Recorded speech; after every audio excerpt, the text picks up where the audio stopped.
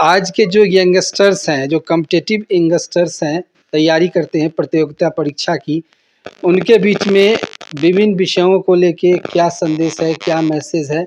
उसमें प्रथम जो सवाल है, उस सवाल यह है कि सर्वोत्तर देश के अंतर्गत सबसे बड़ा शैक्षणिक माहौल का संस्था, जिससे पूरे भारतवर्ष में एग्जामिनेशन का जो मेन फोकस होता है, जिसको शॉर्ट में कहते हैं UPSC, union public service commission, और हर स्टेट में अपना स्टेट का सर्विस कमीशन होता है।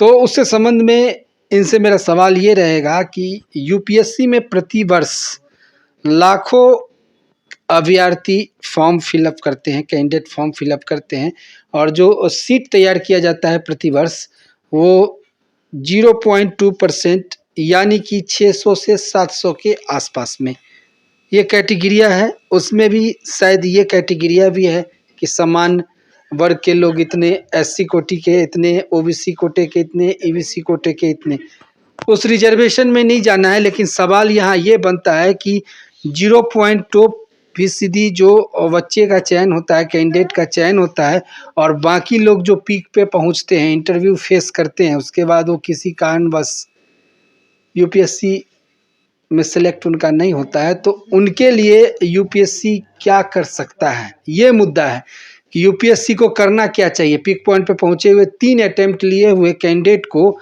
कहाँ आप एडजस्ट कर रहे हैं, किन पदों पे सुशोभित कर रहे हैं, और जो अनुभव है उस अनुभव पे कहीं ना कहीं उनका सेटलमेंट होना बनता है। ये दरकार है, ये ज़रूरत है।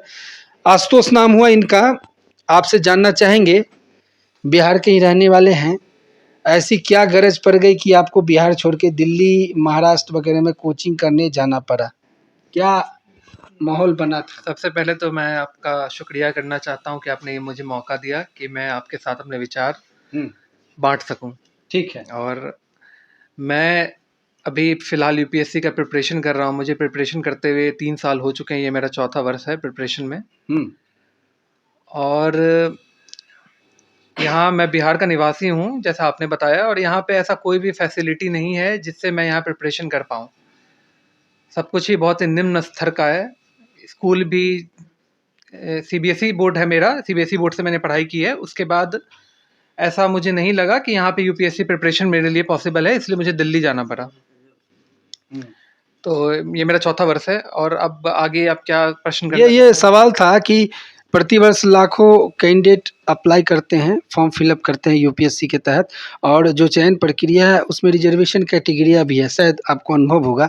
और रिजर्वेशन कैटेगरिया के अलावा 0.2% कैंडिडेट का ही चयन होता है। तो बाकी जो कैंडिडेट जो पिक में, यानी कि इंटरव्यू में जिनका सिलेक्शन नहीं होता है किसी कारणवश, तो उनके लिए गवर्नमेंट को क्या रणनीति बनाना चाहिए, यूपीएससी बोर्ड को क्या रणनीति बनाना चाहिए, उनको कहाँ सेटलमेंट करना चाहिए, एडजस्टमेंट करना चाहिए, जो 3 अटेम्प्ट देकर और लास्ट स्टेज में जाकर और किसी कारणवश उनकी छटनी हो जाती है, तो गवर्नमेंट को कहीं ना कहीं वैसे टैलेंटेड क्रीम को एडजस्ट कर देना चाहिए।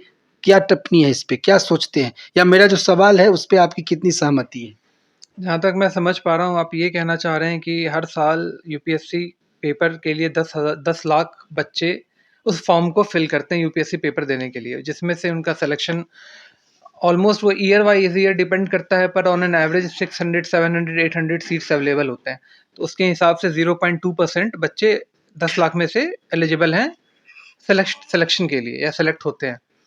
तो हाँ, ये बहुत कठिन परीक्षा है, मतलब बहुत जगह इसे देश का सबसे कठिन परीक्षा भी कहा जाता है। लेकिन जैसा आप बता रहे हैं कि रिजर्वेशन का इस एग्ज़ाम में क्या प्लस पॉइंट है? ऐसा रहता है क्या, यूपीएससी में भी कैटेगरी तय किया गया है, EBC, OBC, SC, ST, general category, इन लोगों के लिए भी कुछ स्पेस रहता है क्या? फॉर्म फिलअप करने के बाद ये कैटेगरी रहता है, एज फैक्टर रहता है क्या? ऐसा कुछ है क्या उसमें? जी, ये सब तो है। और ये सब जैसा हमको पता है कि ये सब मंडल कमीशन जब आया था, तो मंडल कमीशन में ही ये एडुकेशन को लेकर रिजर्वेशन दिया गया था। और जब आज़ादी हुआ था उस टाइम ही भीमराव अंबेडकर साहब ने ये बात कही थी, और उन्होंने अच्छे से समझाया था कि रिजर्वेशन क्यों ज़रूरी है हमारे देश के लिए। तो इसको नकारा नहीं जा सकता है कि रिजर्वेशन ज़रूरी है।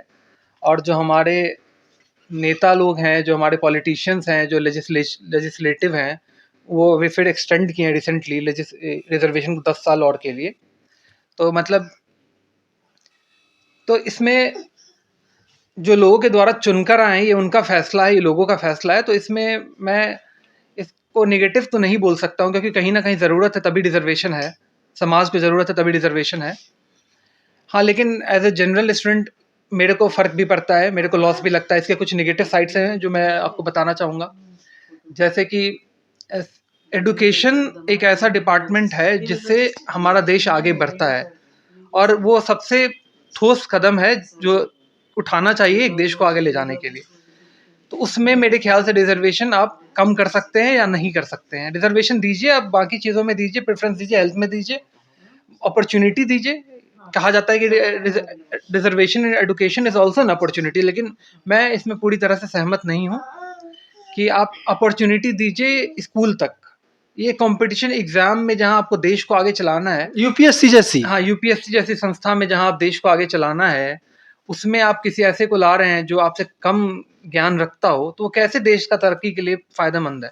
कैसे देश की तरक्की के लिए, वो देश की तरक्की में कैसे वो तो भागीदार? सीधे तौर पे ये मैसेज है कि रिजर्वेशन का जो कैटेगरिया है, उन कैटेगरिया में थोड़ा सा प्रावधान किया जाए, और संसद में, खास करके पार्लियामेंट में जहाँ नियम बनता है, तो उस संसद से इस विषयों को भी चर्चानार्थ डालना चाहिए, सोचने के लिए मजबूर करना चाहिए। हाँ, बिल्कुल ही करना चाहिए। और जैसा आपका दूसरा प्रश्न था कि मेरा दूसरा प्रश्न ये था कि बाकी के जो टैलेंटेड पीक पॉइंट पे पहुंचते हैं और इंटरव्यू के समय में उनकी छटनी हो जाती है, तो उनको यूपीएससी चाहे तो कहीं ना कहीं एडजस्टमेंट कर सकती है। ये बिल्कुल होना चाहिए, क्योंकि अगर कोई बच्चा यूपीएससी इंटरव्यू तक पहुंच रहा है, तो मतलब उसने प्रीलिम्स पास किया है, मेंस पास किया है। और मेरा समझ ये कहता है कि कोई प्रीलिम्स और मेंस पास करके अगर इंटरव्यू तक पहुंच रहा है, तो किताबी नॉलेज में उसकी कहीं कोई कमी नहीं है, उसकी पर्सनैलिटी में कहीं ना कहीं कमी है, जिस वजह से वो पास नहीं कर पा रहा है या सेलेक्ट नहीं हो पा रहा है। तो मतलब उस बंदे के पास भरपूर नॉलेज है। और ऐसे लोगों को अगर आप कोई, अगर मैं यूपीएससी जैसे एग्ज़ाम का प्रिपरेशन कर रहा हूँ, तो वो सिर्फ मैं अपने स्वार्थ के लिए नहीं कर रहा हूँ, उसे कहीं ना कहीं देश के लिए मैं कर रहा हूँ, देश के लिए कुछ करना चाहता हूँ, इसलिए कर रहा हूँ। मेरे अंदर एक देशभक्त है, उस पर्पज से भी मैं करना चाहता हूँ, देश के लिए कुछ करना चाहता हूँ। तो देश को भी मेरे लिए, अपने जनता के लिए कुछ सोच के ये प्रावधान रखना चाहिए कि इतने नॉलेजेबल आदमी जो इंटरव्यू तक पहुँच रहे हैं, वो उसके बाद से वापस ना जाएं। उनको एटलीस्ट, मैं कह रहा हूँ एटलीस्ट, उनको जो भी सेंट्रल स्कूल्स हैं या फिर जो भी स्टेट स्कूल्स हैं, उसमें टीचर के लिए उनको एक मौका दिया जाए, एज अ टीचर रिक्रूट करने के लिए। तो ये मैसेज है कि एजुकेशन या जो टीचिंग लाइन है, ये बेहतर ऑप्शन है। सबसे बेहतर ऑप्शन है, क्योंकि एक यूपीएससी एस्पिरेंट जो इंटरव्यू तक पहुंचा